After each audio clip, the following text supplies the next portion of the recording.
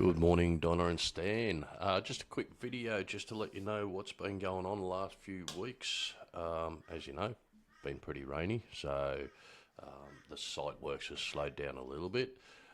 That doesn't mean that the works in the office has slowed down at all, and I just wanted to take you through what's been happening in the background and specifically a couple of things that Brad has picked through the detailing stage. So the engineering has gone through to the steel manufacturers, and they've developed their shop drawings in accordance to the engineering.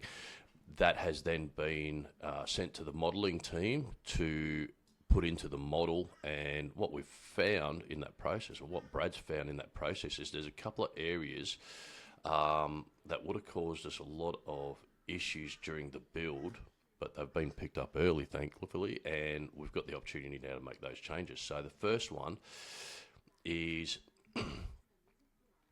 there's a beam that comes through this section here.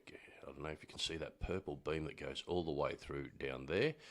This has been placed above all the other beams, but the issue is that when it comes to the outside here, it actually sits outside of your roof line, which we can't have. So Brad has actually gone back to the engineer and to the steel manufacturers, the detailers, and seen if we can put this beam underneath the PFC as opposed to above it, meaning that it'll sit in this section here and no longer impact the roof line. And there's no issue there, so that has been taken back to both engineering and the detailers for the steel shop drawings, so that's getting done as we speak.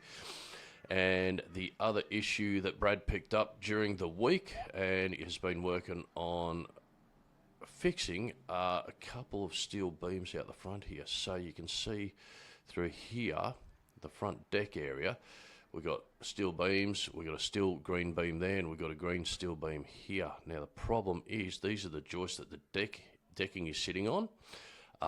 And we're trying to get you a zero threshold through here, so you walk straight out and it's just, there's no step down.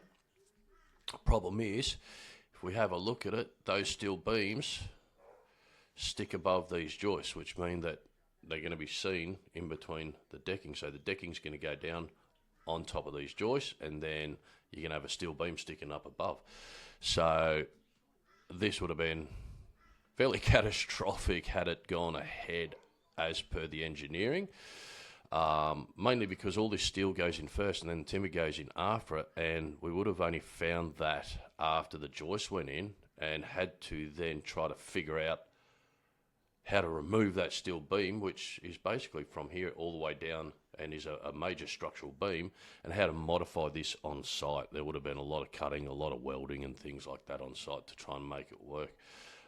Which is the way, you know, the old days, this is what you would have had to have done. But these days, with the addition of a BIM like this that allows us to really double, triple and quadruple check everything, we mitigate all these risks before it even comes to construction. So these sorts of mistakes on site are becoming less impactful, as we're able to find out these issues prior to actually being on site, which means that the build will just go smoothly. So as you can imagine, it's not a quick process. There's a lot of time that goes into actually re-importing all these details into the models and then really going through and fine-tuning and having a look at every element. And luckily for us, it's Brad has had that time, number one, to do it. He's got the eye for it, and he's been supported by the modelling team as well, who have also pointed different areas that, you know, just require attention. So thought I'd just give you a quick update while it's raining and there's not a heck of a lot of things happening on site. You can still see there's still a lot of things happening behind the scenes. So you have a great weekend, and yeah, hopefully next week we get a bit of dry weather. Cheers, Sal.